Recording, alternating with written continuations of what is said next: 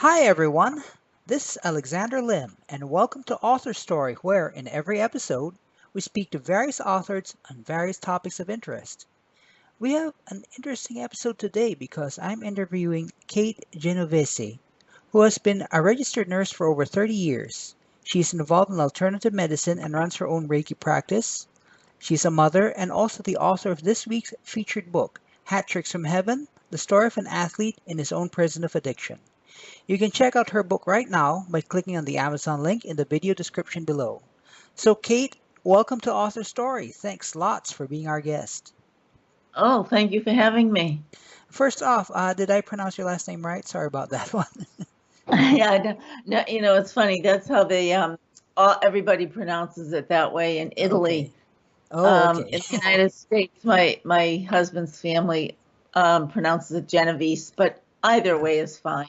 Okay. All right. Got it. No Well, yeah, okay. So, thanks for clearing that up. Anyway, to start off, Kate, what made you decide to write Hat Tricks from Heaven? Well, as you know, my son Christopher, although I'm going to refer to him as Gino because Okay. so many people call him Gino. Right. Uh, He overdosed accidentally on May 28th of 2016. Wow. Uh, I know, it's very sad. And there's no words to describe it, really. Yeah. And I was, working as a nurse, and I took a little bit of time off. And I am not the type of person that can just sit around and wallow in my sadness. It's just not me. I wasn't brought up that way. I mean, Right. it's almost as if God intended this, there's a purpose for it. Mm. So I decided I wanted to write a book. Mm. And so on September 1st of 2016, I started Hat Tricks from Heaven. Oh. And for those who are out there that don't know what a hat trick is, Mm-hmm. it's a hockey term in which the hockey player gets 3 goals in a Mm-hmm. game, and so that's considered a hat trick, and they throw the hats on Mm. the ice. So it still happens, but not as often. They call them hat tricks, but they don't toss the hats on the ice too much anymore. Oh, okay. So Gino was known for his hat tricks, especially when he was younger, Mm. you know, 6th and 7th grade. Right. So that's where it came from, and I figured he's in heaven, so Mm-hmm. he's still playing hockey in heaven, hat tricks from heaven. So that's where the title came from. Right. Okay. Go And go ahead. yeah, No. and so that's what, the reason I started to write the book. I thought it would Mm. help me heal a little bit as well. Right. Right. So this book, writing this book for you then was, I take it then, as you mentioned, was it? It was more of a journey of healing, more than anything else. Then. Yes, healing, and that initially was my purpose, to help myself heal and get through the grieving process, Mm. which it did do. Mm. But along the way, I realized that how important it was to write this book for parents who have children that are addicts, Mm. and the boys and girls, men and women who have this disease of addiction themselves. Right. So, yeah, so it's kind of a combination of meanings for Hat Tricks for Heaven. Mm. Right. I got that. Okay. So if it's okay with you, I mean, I'm sure you. Geez, there are really no words to say. To condole with someone who's lost someone, someone like your son to you. But I'd like to talk a little bit about him so we can have a feel for who he was. What was Gino like? I am so glad you asked that. He was such a charm. I Mm. have no other words to explain it. Ever since he was a baby, he cried very little. Mm-hmm. He was always had a grin on his face. Mm. I'm sure plenty of mothers say this, but my other two weren't like that. There was something different about Gino. He was constantly smiling and Mm. uh, wanting to have fun, let's do something today. He needed to always have something going, as he would Right. put it. Yeah, when he was little, let's go to the amusement park, Right. or I'm going to go out and get a game of hockey going, street hockey going, or Right. just going to go play golf with Uncle John. And during that time, he would just laugh. He'd laugh and just have a good time. He had a great sense of humor. Mhm. But he was very sensitive. He was a sensitive kid. He was almost like an empath. He knew how people felt. He could feel people's feelings at times and just look at them and say, there's something wrong with that lady in the store. I can tell she looks sad. I Mhm. mean, he did that from an early age.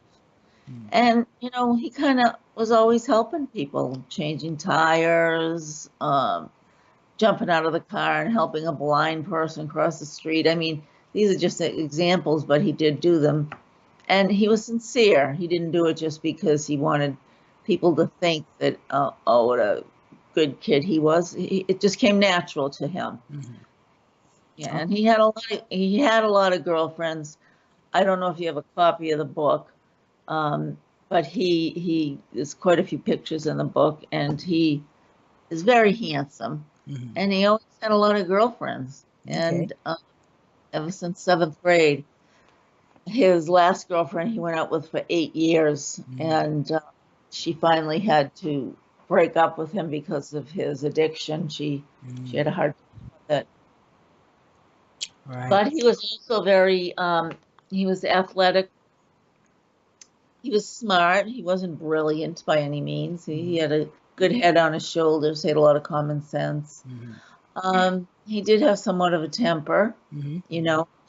He didn't get something his way. His temper would come out occasionally. He wasn't all, Right.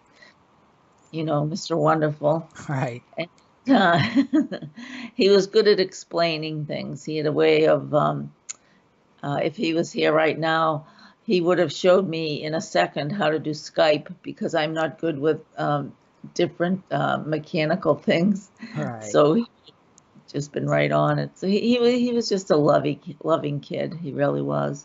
Wow. Okay. Okay. And he comes across to me as he had a lot of promise, and he at the same time he's a very human guy. Right, Yeah. right. He was very human, yeah. Mm. And he really wanted to go into the NHL, National Mhm. Hockey League, as all boys do that are good skaters. Right. Right. Unfortunately, he had so many injuries with hockey. He Mm. he went to private high school, and he had a scholarship for that, and that's when his injury started. He played football as well. Right. Okay. Yeah, so Yeah. his injuries were there. Mhm.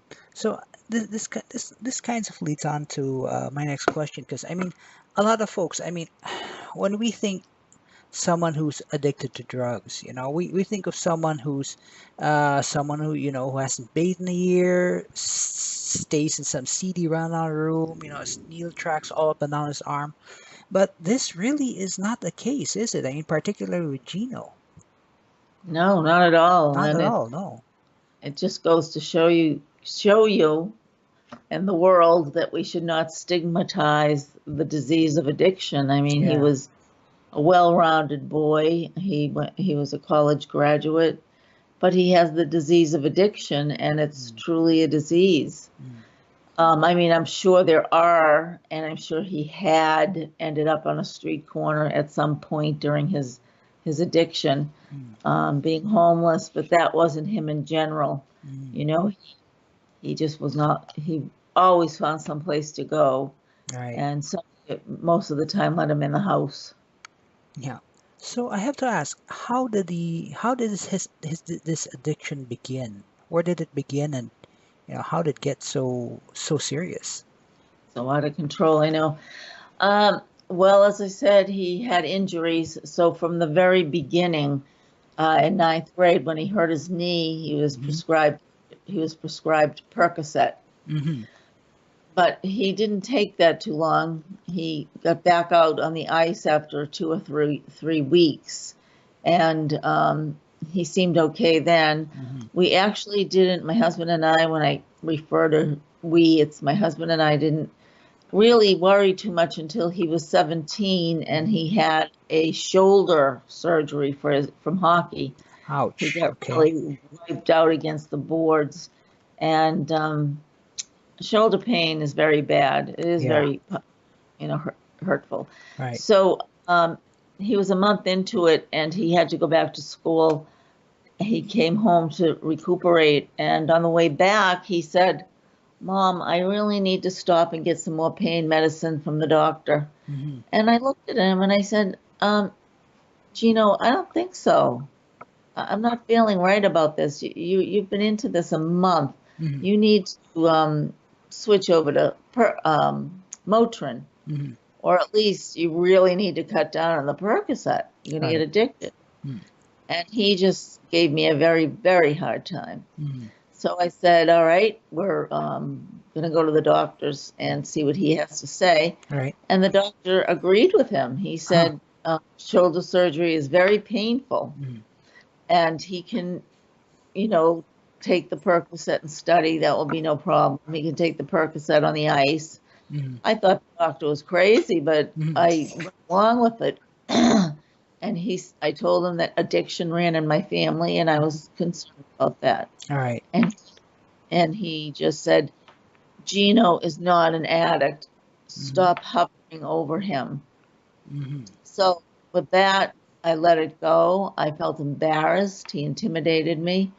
And when we got back to the school, I gave the school nurse, the bottle of Percocet, and I said, can you please distribute these? I don't want him to hold on to them. And when I saw the look on his face, he was so angry that I would not let him hold on to them, Mm-hmm. that I felt something was wrong. Nobody gets Right. that angry when they want control of something so badly. Right. Right. So I told my husband, and he just said, well, we'll keep an eye on it. What can we do? And so that was that. And then he entered college, and he was playing hockey once again. And so we just kind of kept an eye on that, although once again, he wasn't living at home. So it was hard to, out of sight, out of mind. You're not always worried about something if it's not right in front of you. Right. And Okay. so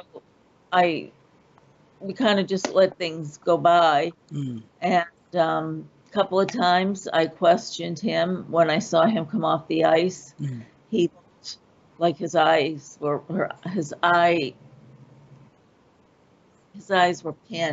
The best I can describe, but the pupils were teensy. Right. And that's what happens with narcotics. It constricts the pupils Right. of your eyes, and his eyes were bloodshot a little bit.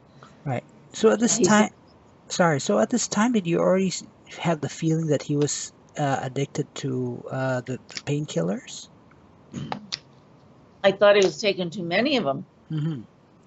And my husband and I talked to him about it, and he said, well, obviously when I stopped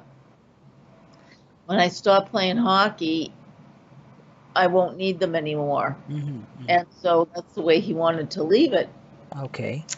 So when he did graduate, we just assumed he's going to stop. Right. Right.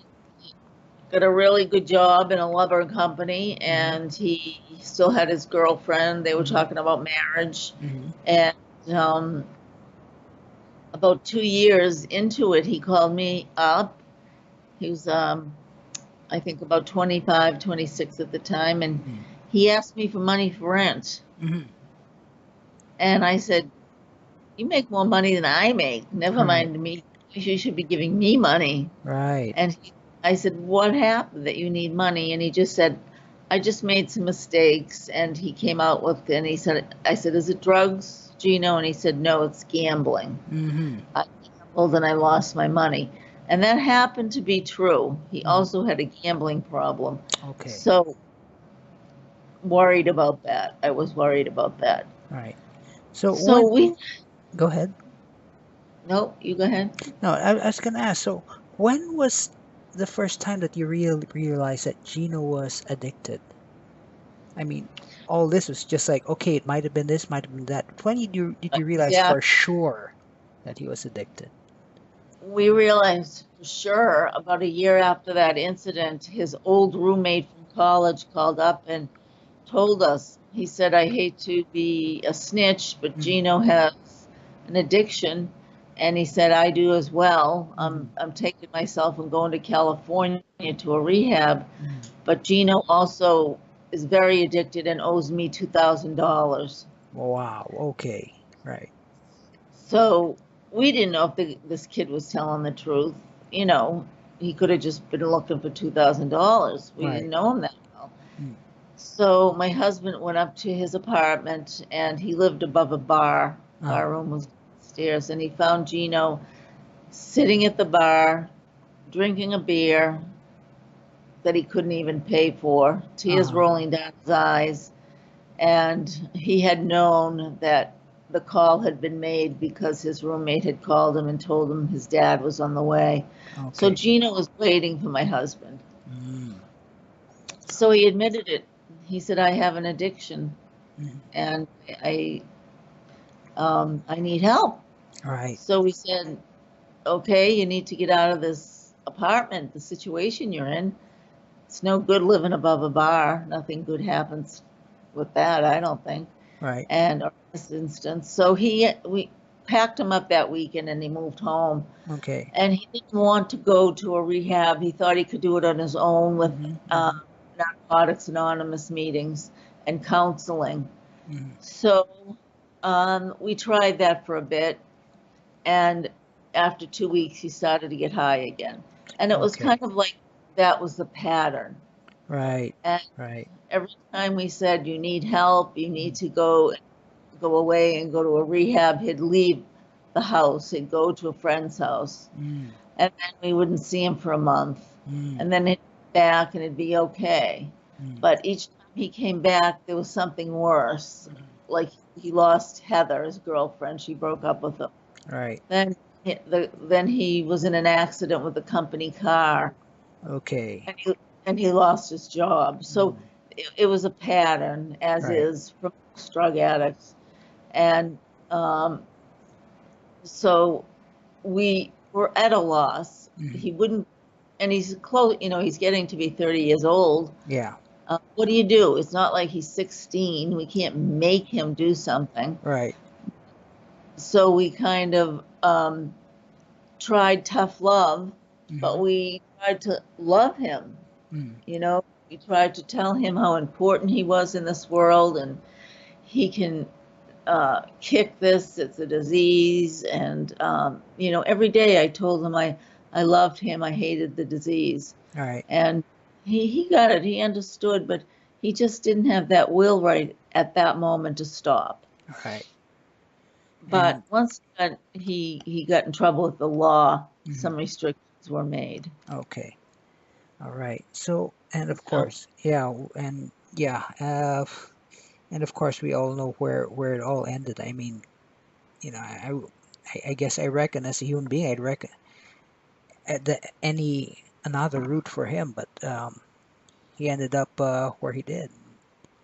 That's where we are now. exactly, Yeah. So, exactly.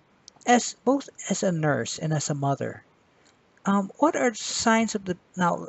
I'd like to go into a little into public service here. So I'm asking, as a nurse and a mother, what are the signs that people should look out for? To know if their loved one is addicted to something, whatever it is, gambling or drugs or booze or whatever. A change in personality, huge Okay. change in personality. With him, we could tell he was high. His personality changed to be kind of rough, kind of mean, Mm-hmm. uh, and physically, as I mentioned before, his eyes. And he started not to care about what he looked like, the way Mm. he dressed. He Okay. just, could put on anything and run out. Right. He had to get that fix. Um, for parents out there, I mean, to me, you start looking at your child when they're 12 years old, and you start noticing things if they play sports and suddenly they quit, Mm-hmm. or if they change and hang around with a new group of friends. That Mm-hmm. can often happen.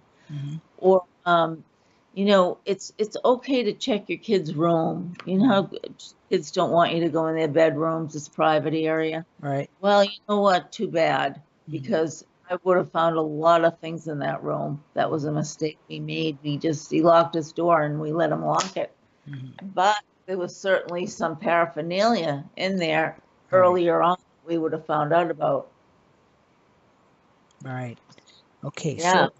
So I mean, so like you mentioned like change in personality. You did mention I'd like to get a little contrast to give our listeners a little more concrete as a concrete example. So you mentioned Geno's being very bright, very smart, very helpful to others, and then you said his personality would become rough and things like that. Can you give an example of that kind of personality change? Well, sure. He'd come in. Number one incident, he came in the house and um, I could tell he had an angry look on his face. Just he almost looked like he was going to screech. Mm-hmm. And I didn't want to even say what's wrong. I knew something was wrong. But he wanted to start a fight. He wanted to Mm-hmm. fight with somebody because he couldn't get the drugs. Mm-hmm. So I just said to him, "Look, I know something's wrong." And with Right. that, he took his fist and he slammed it on his bedroom door Mm. and made a hole in it. Right. Okay. All right. So So that's things like that. right. Yeah. Okay. And definitely it's hard to ignore things like that. So my next All question, right. yeah, I mean, so Right. my next question, Kate, if someone thinks that they know someone, a relative, their son or whatever, is addicted, what can they do to help that person? Well, if it's peers, like if it's two boys that are 17 years old and he's concerned about his friend doing drugs, he could go to the guidance counselor and anonymously, and then the guidance counselor or the school psychologist or a teacher or somebody, Hmm. he could go that avenue or tell the parents. He should not leave that alone, Right. especially in this day and age with heroin and fentanyl, which is Hmm. deadly. Right. You know, I think teenagers just don't realize that when you're dead, you're dead. Yeah. There's no there's no coming back. Well, I mean, maybe there is if you believe in that, but this is your life. Right. You have one chance and you can die. Hmm. So that's why it's so important to squeal, let's use that word, squeal on somebody else and just for their health's sake, Hmm. I would do that. Right. But Definitely. what about, say, a parent like yourself, like in the situation that you found yourself in? What could say a parent do if if they realize that their child like Gino was like Gino? Well, you know, it depends on the age. You know, Okay. if they're young and they're still under 17, you can force them to go into a rehab. All right. We had difficulty because he was in his 20s and he could do what he wanted. And at any time we mentioned rehab, he took off. Mm-hmm. And so when he finally was caught with some drugs, he was arrested and Mm-hmm. um, you know, it was out of our hands. Mm-hmm. He had to do what the court said, which only was to pay a fine Mm-hmm. until the very last time. It was only to pay a fine. Okay. Yeah. So an age, you know, if you have the ability to get them help, get it, Mm-hmm. because you may not have another chance after they're 17 years old. Right. Right. Okay. And definitely because he was already a mature adult on his own legal age and all that stuff. I mean, there's really, I mean, I can imagine you must have felt pretty helpless knowing that there's only so much you can do, legally speaking. Yes, we felt very helpless. I went to Al-Anon meetings, which are family support groups of, you know, if you have a family member that's an addict or an alcoholic. So I went there for support. My husband just kind of, he almost did the opposite than Mm-hmm. I did. He just tried to love him Mm. and sit down with him and have heart-to-heart talks with him. But you can't do that with an addict because they're the whole time you're talking to them, they're just waiting for you to get done so they can go out and get their fix. All right. That's what I found. But Okay. my husband was just so loving. He just couldn't believe this was happening to our family. Right, right. Okay. So we've spoken about the situation from the point of view of people who are directly, related to or have a knowledge of someone who's addicted. I'd like to switch a little bit to the public point of view. Like, I mean, like the doctor who prescribed Percocet to Gino, Yes. lawmakers. What, in your opinion, what might have been better done by these people to help Gino's addiction with drugs? Well, first of all, the doctor should have said, "Your mom's right. You don't need it anymore." He did Mhm, not need it anymore. mhm, Motrin would have been just fine. And I think they realize that now, and there's restrictions being put on doctors. They have to cut you down if you're on a narcotic mhm, after surgery. So that's in the works. mhm, And as far as the lawyer and the probation officers go, they need to take a stand and say, realize that this is a disease, mhm, and throwing him in jail is not going to help. What I would have done if I was the judge, I would have said, okay, Gino, you seem very sick to me. You seem addicted to drugs. I'm putting you in a rehab for 30 days. mhm, And then we'll talk about what you did wrong.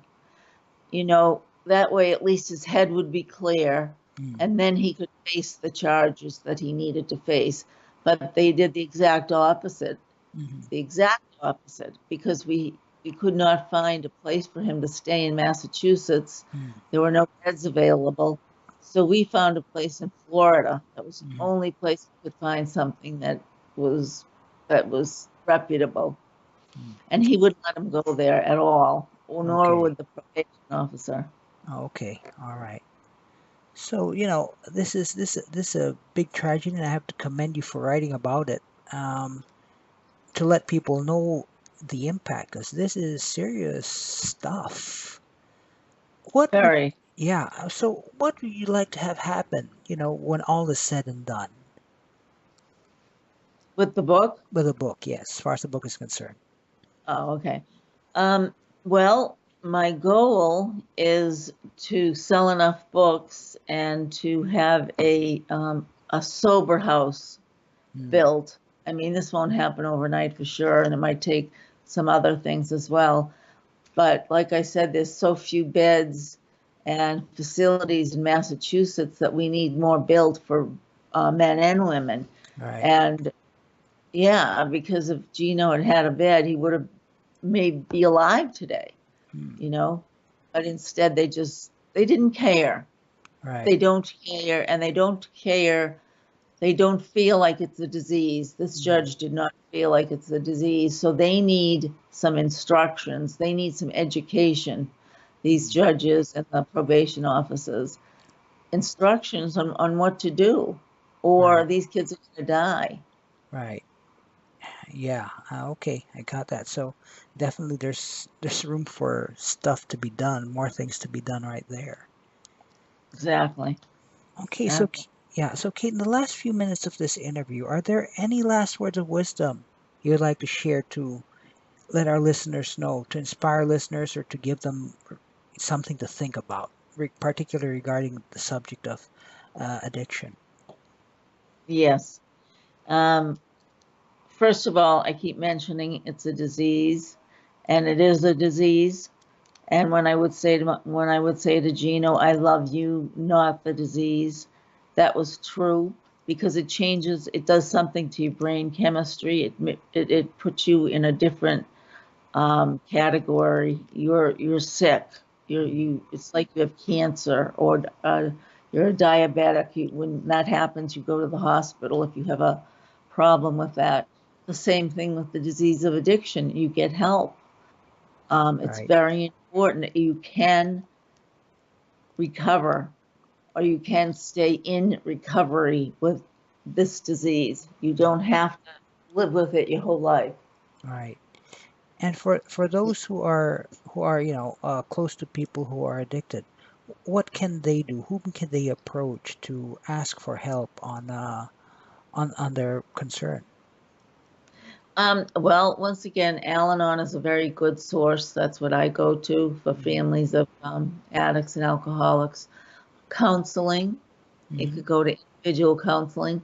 They also have at different hospitals, like McLean Hospital in Boston area, Mm-hmm. there's group meetings for parents whose children are all addicts. Mm. Um, so that you can vent, you can get suggestions, you can see a doctor on your own. Sometimes it causes a lot of anxiety for Right. you, and there's things you can do other than taking, a relaxant. You can do yoga, you can exercise. Exercise is huge. It was huge for me. Right. I was a runner, so I ran. It helped get rid of my tension.